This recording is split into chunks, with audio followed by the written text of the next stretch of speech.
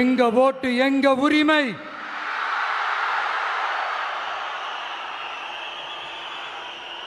எங்களை யாரும் விலைக்கு வாங்க முடியாது.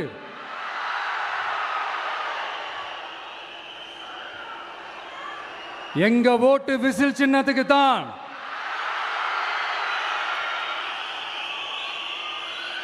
யாரையும் நம்பி ஏமாற மாட்டோம்.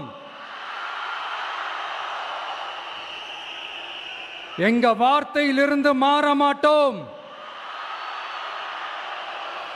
இது நிஜம். தேங்க்யூ.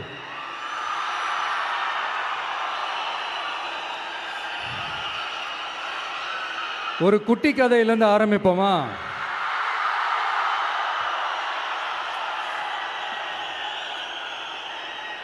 ஒரு பெரிய ஊர், ஒரு 4 ரோடு ஜாயிண்ட் ஆகிற மாதிரி ஒரு ஜங்ஷன்,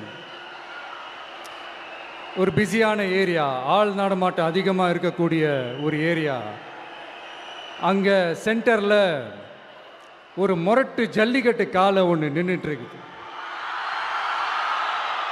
காலில் மண்ணை வீசிக்கிட்டு சீறிக்கிட்டு அப்படியே நின்றுட்டுருக்குது. யாருமே பக்கத்தில் போக முடியல.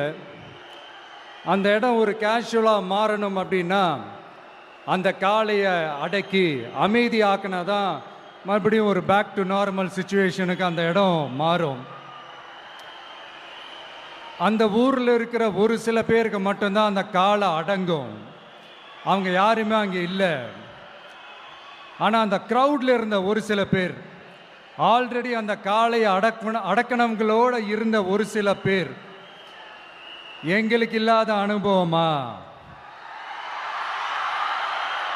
நாங்க பார்க்காத காளையா?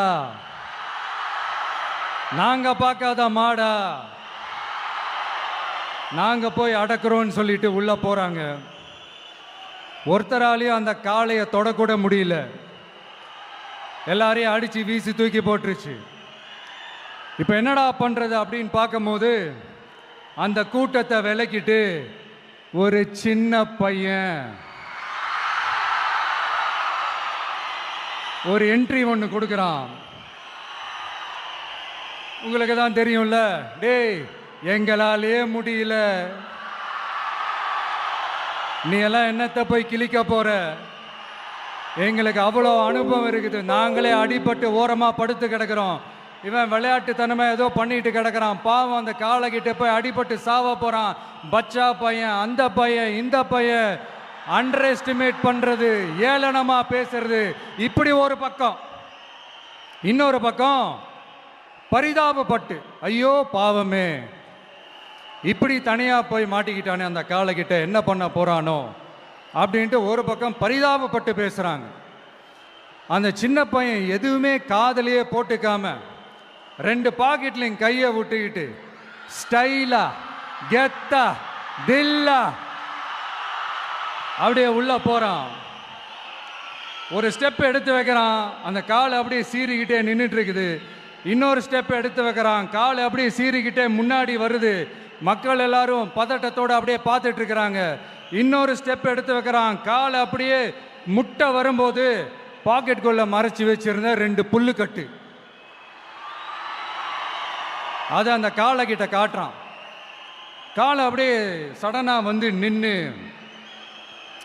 அது மூடெல்லாம் மாறி அந்த புல்லுக்கட்டை சாப்பிட ஆரம்பிச்சிருச்சு. அந்த சின்ன பையனும் அந்த காளையை அப்படியே தடவிக்கிட்டே வரான். காளையும் பக்கத்தில் ஒரு குழந்தை மாதிரி நடந்து வந்துக்கிட்டு வருது. பக்கத்தில் இருந்த ஒரு வயல்வெளியில் அந்த காளையை மேய விட்டுட்டு வரான். மக்கள் எல்லாரும் அந்த பையனை ஆச்சரியமாக பார்க்குறாங்க. அந்த அடிபட்டு கிடந்த அந்த அனுபவசாலிங்க தலையை தொங்க போட்டு நின்றுட்டு இருக்கிறாங்க. ஏன்னா பேசின பேச்சு அப்படி. வாய் இருக்குன்றதுக்காக நக்கலுமா நையாண்டியுமா நச நச நச நசன் ஒரே பேச்சு. என்ன பண்றது, தலையை குனிஞ்சு அப்படியே நின்றுட்டு இருக்கிறாங்க. அங்க ஒரு பெரியவர் வர்றார். வந்து அந்த பையன்கிட்ட கேட்கிறாரு, எப்படிப்பா இப்படி ஒரு முரட்டு காலை சீறிட்டு நின்றுட்டு இருந்தது, எப்படி அந்த காளையை அடக்கின அப்படின்னு கேட்டதுக்கு அந்த பையன் சொல்றான், ஐயா எனக்கு அந்த காளையை பார்த்தா கோபமாக இருந்த மாதிரிலாம் எனக்கு தெரியல, அந்த காலை பசியோடு இருந்த மாதிரி இருந்தது. அதனால தான் அந்த புல்லுக்கட்டை காமிச்சவனை ஓகே நமக்கு தேவையானது கிடச்சிருச்சு அப்படின்னோடனே அந்த புல்லுக்கட்டை சாப்பிட்டுட்டு நம்மளோட அப்படியே ஜாலியாக வாக்கிங் வந்துருச்சு அப்படின்னு சொன்னான். இதை கேட்ட அந்த பெரியவர் சொன்னாராம், இந்த சின்னவங்க பெரியவங்க அனுபவம் இருக்கிறவங்க அனுபவம் இல்லாதவங்க இதெல்லாம் விஷயமே கிடையாது. யாராக இருந்தாலும் அந்த சூழலுக்கு ஏற்ற மாதிரி அந்த சிச்சுவேஷனுக்கு தகுந்த மாதிரி என்ன பண்ணி அந்த ப்ராப்ளமை சால்வ் பண்ணுறான், ஏது பண்ணி அந்த ப்ராப்ளமை சால்வ் பண்ணுறான், அதுதான் விஷயமே, அதுதான் மேட்ரு. ஸோ நீ சூப்பர்ப்பா, என்ன ப்ராப்ளம் வந்தாலும் நீ சால்வ் பண்ணிடுவ அப்படின்னு முதுகில் தட்டி கொடுத்துட்டு அந்த பெரியவர் போகிறார். இப்போ அந்த கதையில் அந்த முரட்டு ஜல்லிக்கட்டு காலை தான் நம்ம தமிழ்நாட்டு அரசியல் களம். அந்த பெரியவர் தான் நம்ம தமிழக மக்கள். அந்த பாக்கெட்டுக்குள்ள ஸ்டைலா தில்லா கெத்தா ஒருத்தன் உள்ள வந்தான் பாருங்க, அவன்தான்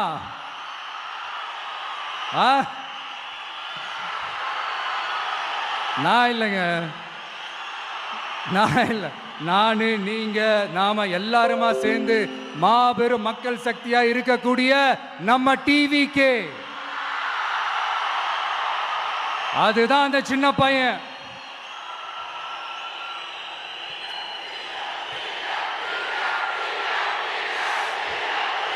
தேங்க்யூ தேங்க்யூ தேங்க்யூ.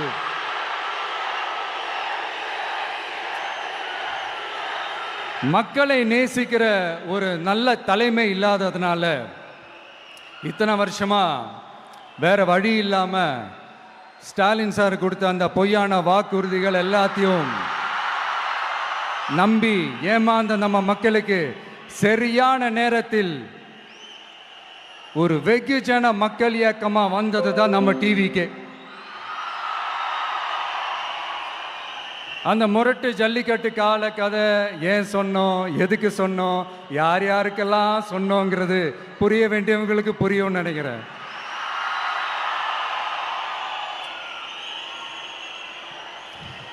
இப்போ நாம ஒவ்வொரு வீட்டில் உயிரா உணர்வா இருக்கிறோம். ஆனால் நான் உங்கள் எல்லாரையும் நேரில் சந்திக்கணும், நீங்கள் இருக்கிற ஊருக்கே உங்களை சந்திக்கணும் அப்படின்றது தான் எனக்கு மனசில் இருக்கிற ஒரு பெரிய ஆசை.